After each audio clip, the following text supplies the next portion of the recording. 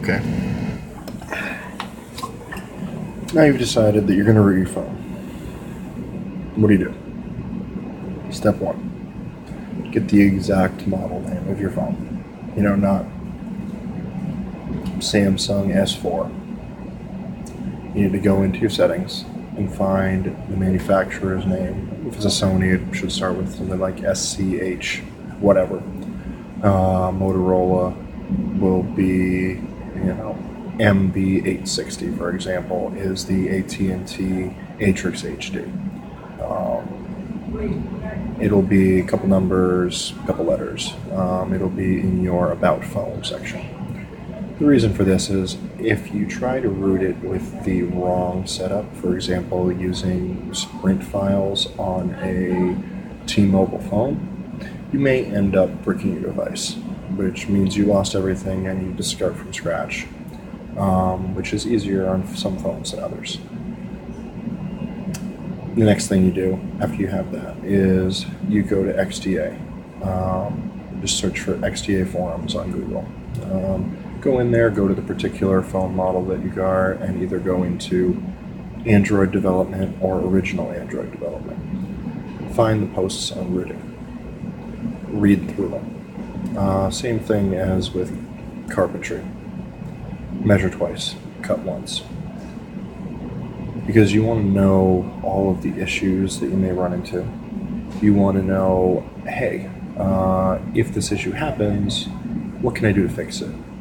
And as well as, if there isn't a one-click root method, is it worth it for me, personally? Does this sound too complicated for me to do? Or should I find one of my friends that has done this before and show this to them and maybe ask them to explain it, or maybe ask them to do it, or maybe even pay them to do it, I charge for it, even a simple root, $25-$30. And, then you have somebody that knows what's going on and can restore it if need be. Grab all the files, read through everything, read all the comments, not if there's 200 pages, granted, but, read the first 10 or 12 pages at least before you touch anything.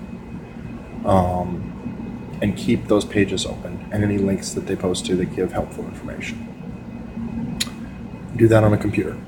So that way when you're working on it on your phone, you have that available.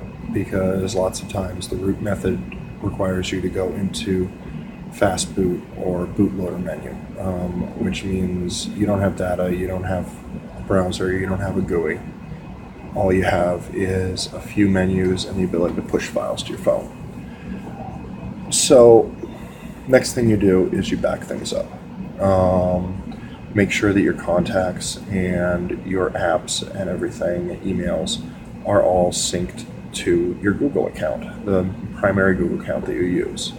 The next thing you do is, if you want to keep your SMSs and MMSs, download a program from the Play Store called SMS Backup and Restore. Set it up so it sends right up to your Google Drive or your Dropbox or whatever, or onto your SD card if you've got one, and then remove that SD card before you start messing around with your phone, just in case. Because sometimes things go off, sometimes you accidentally wipe your internal and external storage, whatever. And then it's time to root. Okay. Then what do you do? What can you do? So there are a bunch of different reasons people root.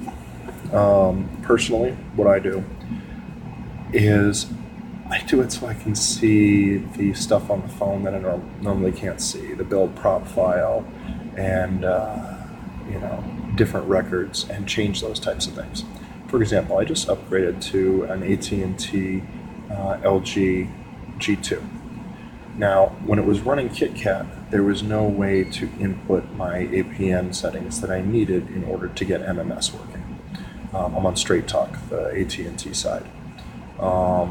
They had run a update with that particular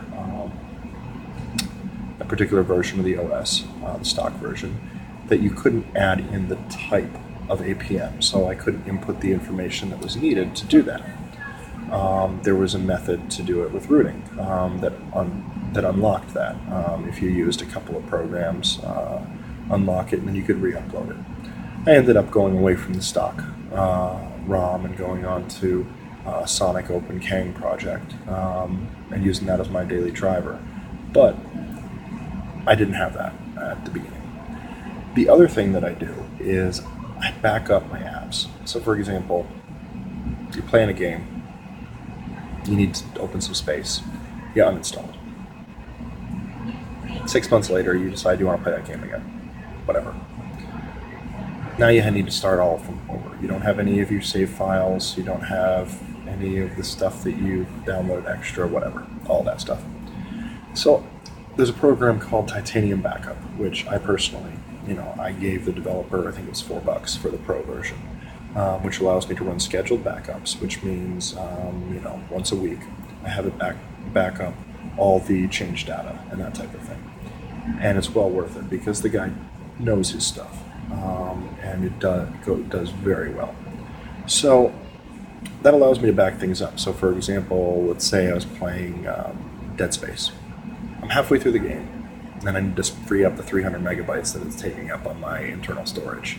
I back that up, and then I uninstall it.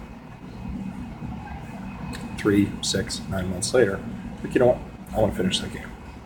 Instead of going back to the Play Store and reinstalling it and starting over and having to recreate my save file and build my way up and spend however many hours getting to that halfway mark, instead, I cut out all that bullshit and I just flash that backup, and I'm right back to where I was when I uninstalled it in the first place. Things like that, stuff you can do on Root. For example, me and a friend a few years ago, we got a friend of ours, HTC Evo 4G, Sprint contract only smartphone. Because of Root and modifying certain system settings, we were able to flash that to a Verizon simple phone plan. So she pays $15 a month for unlimited talk and text and no cellular data. The network thinks it is a simple phone. It's not. So when she's on Wi-Fi, she has data. When she's just walking around out in the world, she can talk and text. And she pays for talk and text, and that's it. And she doesn't need to pay for a mobile data plan, which is not an option unless you do major modifications, which the only way you can do that is with rooting. So those are just some of the things you can do. I mean, you read through the forums on XDA, and there are buttloads of things you can do for all different occasions and types of things, depending on what you want to do with your device. So I hope that answered some of your questions. If you have any more, leave a comment. Thanks.